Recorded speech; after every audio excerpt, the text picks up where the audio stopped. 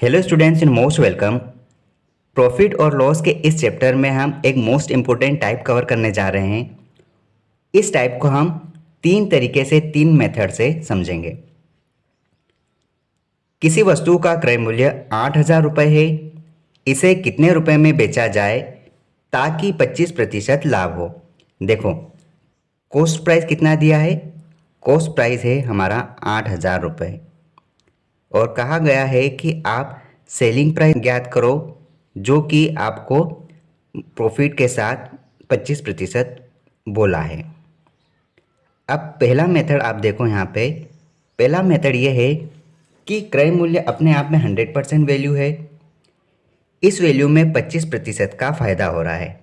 ठीक है, तो आप एक काम करो, पहले आप इस कॉस्ट प्राइस का 25% निकाल लो। 25% आप निकालोगे तो देखो, ये जो प्रतिशत है, इस प्रतिशत से 2 ज़ीरो कैंसिल करो। यहाँ पर क्या बचा है?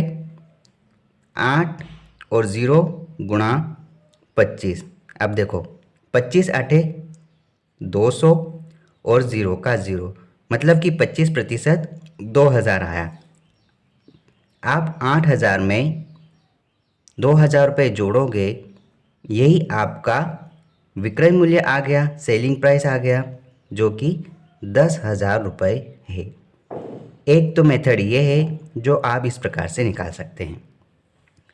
दूसरा मेथड ये है कि कॉस्ट प्राइस अपने आप में 100% वैल्यू होता है। ठीक है, इस वैल्यू में 25% का प्रॉफिट हो रहा है, तो ये वैल्यू अपने आप में 125% हो गया। ठीक है, बस आप इसे सोल्व कर लो। कॉस्ट प्राइस कितना है? 8,000। आप इसका 125% निकालो। प्रतिशत से आप 2 ज़ीरो काट दो, आपके पास क्या बचेगा यहाँ पे? 8 ज़ीरो गुणा 125। आप इसका गुणा करो, क्या आएगा? देखो, ज़ीरो का आप पहले ज़ीरो लगाओ। आटा पंजे 40 की शून्य हासिल क्या है? 4। 8 दूनी 16, 16 और 4 20 की शून्य हासिल क्या है? 2। 8 एकम 8 और 2 10, मतलब आपका आंसर है 10,000। पहला मेथड देखा, 25% निकाला, उसको कॉस्ट प्राइस के साथ जोड़ा तो आपको सेलिंग प्राइस मिल गया। दूसरा मेथड ये देखा कि कॉस्ट प्राइस अपने आप में 100% वैल्यू होता है। 25% प्रॉफिट हुआ, मतलब कि वो वैल्यू 125% हो गया। सीधा आपने 125% निकाला, आपका आंसर आ गया।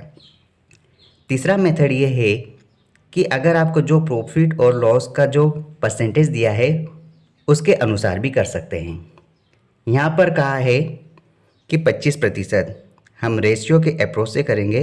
हमारा रेशियो यहाँ पर है 25%। ठीक है, आप 25% को सोल्व करते हैं। यहाँ पर आप 25/100 लिखोगे, आप काटते हो तो आपका सीधा सीधा यहाँ पर 1/4 आ जाता है। ठीक है, अब देखो, जो हर की संख्या होती है वो हमेशा कॉस्ट प्राइस होती है, क्रय मूल्य होती है। आप हमेशा ध्यान रखना लाभ और हानि के चैप्टर में कि बटे में जो वैल्यू होती है वो कॉस्ट प्राइस होती है, और अंश में जो भी वैल्यू होगी वो प्रॉफिट हो सकता है या फिर लॉस हो सकता है, प्रश्न के अनुसार रहेगा। यहाँ पर प्रश्न में प्रॉफिट बोला है, मतलब कि ये जो कॉस्ट प्राइस है इस पर इतना प्रॉफिट हुआ है। यहाँ पर कॉस्ट प्राइस और सेलिंग प्राइस आप लिखो। अब देखो, प्रॉफिट और लॉस का रेशियो हमें यहाँ नहीं निकालना है, हमें यहाँ पर प्रॉफिट में कॉस्ट प्राइस और सेलिंग प्राइस की गणना के अनुसार आंसर देना है। यहाँ पर कॉस्ट प्राइस कितना है? 4, तो आप यहाँ पर कॉस्ट प्राइस की जगह 4 लिखो, और इस पर प्रॉफिट हो रहा है 1 रुपये का। प्रश्न में 25% बोला, हमने रेशियो मेथड से इसको सोल्व किया, जो 4 रुपये में 1 रुपये का फ़ायदा हो रहा है, मतलब कि सेलिंग प्राइस कितना हो गया यहाँ पे? 5 रुपये। ठीक है, हमें यहाँ पर कॉस्ट प्राइस का वैल्यू यहाँ पे दिया है 8,000। ये वाला हम यहाँ पर लिख के मैं आपको बता देता हूँ। कॉस्ट प्राइस और सेलिंग प्राइस का रेशियो हमने निकाला 4:5। यहाँ पर कॉस्ट प्राइस की वैल्यू हमको 8,000 दी है, लेकिन हमने रेशियो के अकॉर्डिंग 4 वैल्यू निकाला है।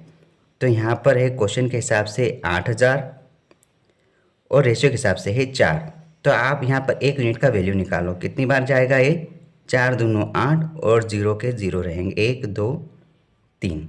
ठीक है, हमें यहाँ पर विक्रय मूल्य निकालना है, तो विक्रय मूल्य 5 है, तो एक यूनिट की वैल्यू आपने निकाली 2000, तो आप सेलिंग प्राइस निकालो। आप एक यूनिट का गुणा करोगे 5 में, तो आपका आंसर यहाँ पे आ जाएगा 10,000। इस प्रकार से आप ये अप्रोच भी सोल्व कर सकते हैं क्वेश्चन में। देखो, आपने इस क्वेश्चन में 3 तरीके देखे। एक तो आप जितना लाभ या हानि का वो निकाल के कॉस्ट प्राइस में जोड़ दो या घटा दो। दूसरा, कॉस्ट प्राइस को 100% वैल्यू मानो, जो लाभ हो रहा है तो आप 100 में प्लस करके परसेंटेज निकालो, या लॉस हो रहा है तो उसका परसेंटेज आप निकाल दो। तीसरा, जो भी प्रॉफिट या लॉस दिया है उसका आप परसेंटेज सोल्व करो, नीचे हमेशा कॉस्ट प्राइस रहेगा और ऊपर प्रॉफिट हो रहा है तो ऊपर की वैल्यू रहेगी, या लॉस हो रहा है तो ऊपर की वैल्यू रहेगी। आप इसके अकॉर्डिंग कॉस्ट प्राइस लिखो और जो लाभ हो रहा है तो जोड़कर आप सेलिंग प्राइस ऐसा बना दो। अब क्वेश्चन में इन दोनों में से किसी की वैल्यू दी होगी, आप इसके बराबर इस प्रकार से रख दो और एक यूनिट की वैल्यू निकाल के सेलिंग प्राइस पूछा है तो सेलिंग प्राइस का आंसर निकाल दो।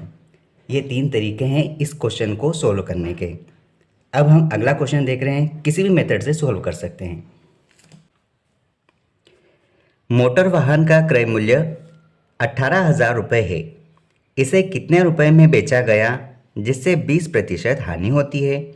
देखो, हमें यहाँ पर कॉस्ट प्राइस जो दिया है उस कॉस्ट प्राइस की वैल्यू हमेशा 100% होती है।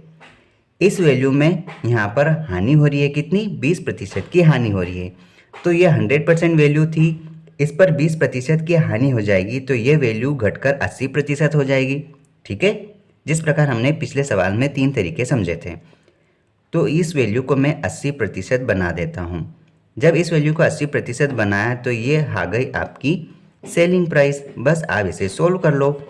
आप कॉस्ट प्राइस की वैल्यू रखो 18,000, इकाई दहाई सैकड़ा हज़ार 10,000, 18,000, इसका आप 80% आराम से निकाल दो, यही आपका सेलिंग प्राइस होगा। आप डायरेक्ट समझ जाओ, इस प्रतिशत से 2 ज़ीरो काटो, एक ये और एक ये कोई सी भी, आपके पास यहाँ बचा 1,800 गुणा 8, जो आपकी सेलिंग प्राइस होगी। अब उसका गुणा करो, ज़ीरो का ज़ीरो रहेगा, 8 8 64 के 4, हासिल क्या आया 6। अब देखो, इतना ही समझो और आप आंसर तक पहुंच जाओगे। इसका मतलब ये है कि ये भी आंसर नहीं है और ये भी नहीं है। आगे एक डिजिट और सोल्व करो, 8 एकम 8, 8 और 6 14, आपका आंसर है 144,000। ये आपका सेलिंग प्राइस है, मतलब ऑप्शन सी आपका सही आंसर है। ठीक है, किसी वस्तु का क्रय मूल्य 12,000 रुपये है, इस पर 23.33% का लाभ लिया जाए तो विक्रय मूल्य क्या होगा। देखो, इस प्रकार के क्वेश्चन को किस प्रकार से सोल्व करोगे। देखो, यहाँ पर लाभ प्रतिशत कितना बोला है, यहाँ पर लाभ का प्रतिशत मतलब कि प्रॉफिट का परसेंटेज हमें कहा है 23.33%। जब इस प्रकार के दशमलव में कोई प्रतिशत दिया गया हो तो पहले आप इसको फ्रैक्शन मेथड से बनाना सही समझोगे, जो हमने थर्ड मेथड देखी थी। अब यहाँ पर देखो, आप इसको सोल्व करो, यहाँ पर ये 23 सही 1/3 लिखा है इस प्रकार से।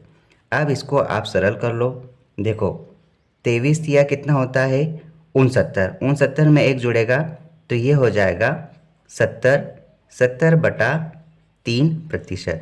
अब प्रतिशत को आप सोल्व करोगे तो क्या हो जाएगा 70/300। आप 0 से 0 काटो तो यहाँ पर आपका 7/30 आ गया। ठीक है, अब जिस प्रकार हमने उस क्वेश्चन में समझा था पिछले क्वेश्चन में कि यहाँ पर 30 क्या है, यहाँ पर 30 आपका क्रय मूल्य है और ऊपर जो भी लाभ या हानि होता है ऊपर वो वैल्यू रहती है। ठीक है, यहाँ पर आप देखो कि यहाँ पर कॉस्ट प्राइस और सेलिंग प्राइस का रेशियो देखोगे, कॉस्ट प्राइस कितना है 30 और सेलिंग प्राइस यहाँ पर कितना है, प्रॉफिट हुआ तो ऊपर जुड़ जाएगा तो 30 और 7 37 है। यहाँ पर आप देखो कि क्वेश्चन में हमें यहाँ पर कॉस्ट प्राइस की वैल्यू दे दी है, कितनी है 12,000। हमारा यहाँ पर 30 है लेकिन क्वेश्चन में 12,000 दिया, तो आप इसके इक्वल करो 12,000।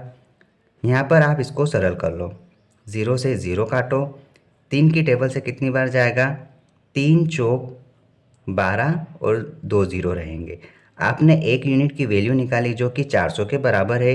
आपको यहाँ पर विक्रय मूल्य निकालना है, तो आप 400 का गुणा करो, आपका आंसर आ गया।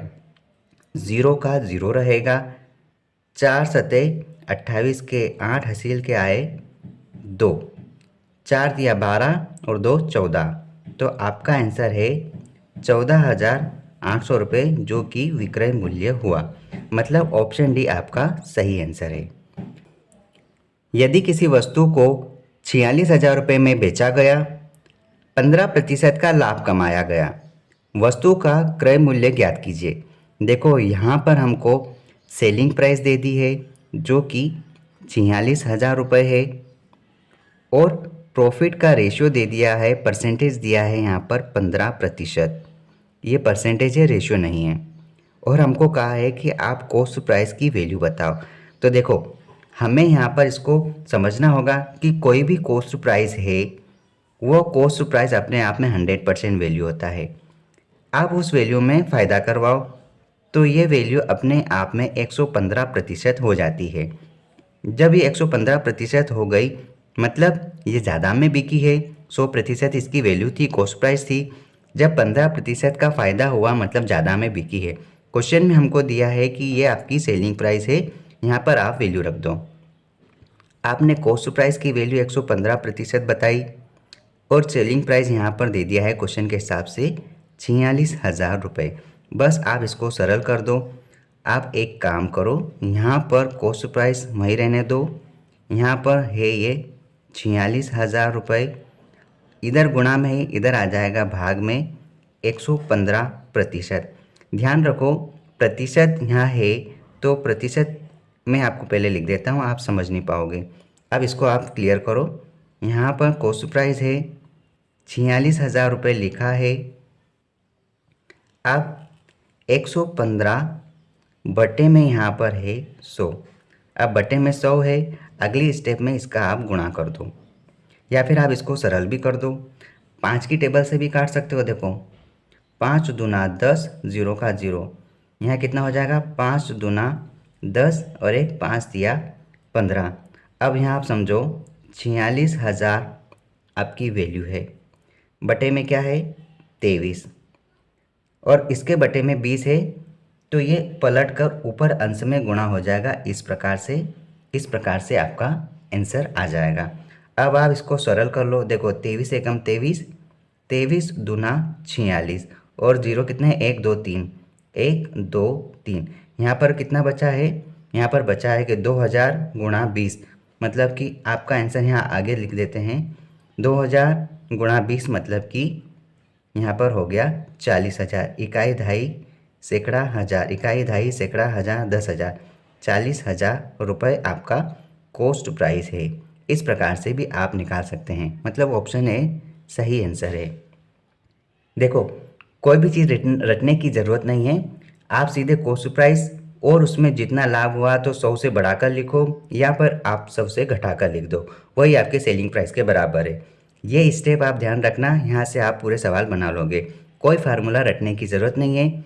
अगर कॉस्ट प्राइस में वैल्यू बढ़ रही है परसेंटेज में, तो आप 100 से प्लस कर दो, या घट रही है तो 100 से माइनस करके सेलिंग प्राइस लिख दो। अब यहाँ पर जिसका भी वैल्यू दिया है, वैल्यू रख के आप सॉल्व कर लो, आपका आंसर आ जाएगा। ठीक है।